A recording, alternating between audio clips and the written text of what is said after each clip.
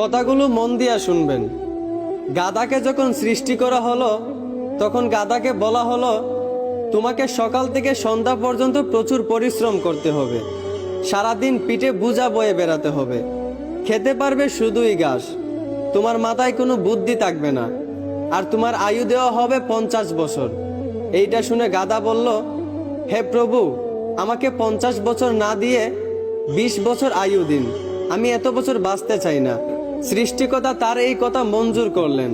তারপর যখন কুকুরকে সৃষ্টি করা হলো তখন কুকুরকে বলা হলো, তুমি হবে মানুষের একজন কাছের বন্ধু, আর তোমার খাবার হবে মানুষের থেকে যাওয়া জুটা খাবার, আর তোমার আয়ু দেওয়া হবে 30 বছর। এইটা শুনে কুকুর সৃষ্টিকর্তার কাছে হাত জোর করে বলল, হে প্রভু, আমি 30 বছর বাঁচতে চাই না, আমাকে 30 বছর থেকে 15 বছর আয়ু দিন। সৃষ্টিকর্তা তার এই কথাও মঞ্জুর করলেন। তারপর যখন